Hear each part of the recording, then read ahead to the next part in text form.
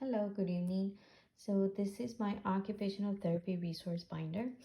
I have been trying to put some handouts throughout the time I've been in school, and a lot of the information I might be able to use with both pediatrics and adults, depending on the setting that I'm going to be.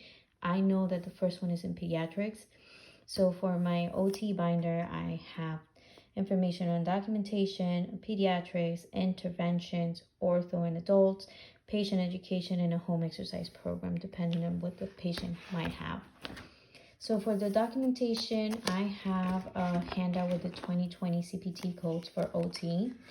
I also have a handout on how to write problem statements, occupation-based goals and objectives.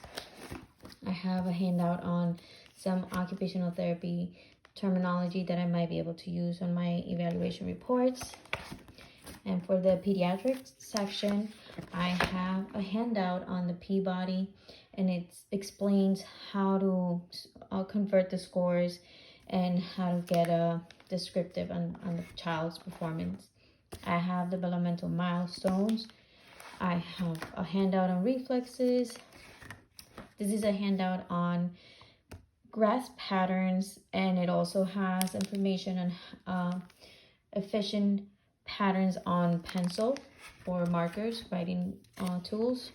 This is the intervention section, and here I have a sensory processing disorder handout, and it explains what are you looking at and what kind of treatment interventions you can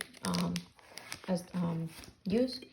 This is a sensory diet, and then I have fine motor coordination activities for adults and children, iPad games that you can use with children, visual motor activities, time management, and then we go into the ortho and adult section. And then here I have a handout on range of motion and manual muscle testing. It has what is the correct position and where to test, and what to say to the patients. This is a little table with the normal or within normal limits of range of motion, and also with the manual muscle test. This is information on spinal cord injury and how the type of injury can affect the person's functional performance. I also have lab values. And then here, this is the patient education section where I have positioning guides for caregivers. So this can help them better understand what is the most appropriate position for their family member, and to avoid pressure points, and this way it improves their functional performance. This is a custom-made hand splint wearing schedule and education, bathroom safety for elders, adaptive equipment, how much more or less would the AE would cost, and some of the pictures of what they look like. This is the home exercise program section. Here we have a handout with edema management.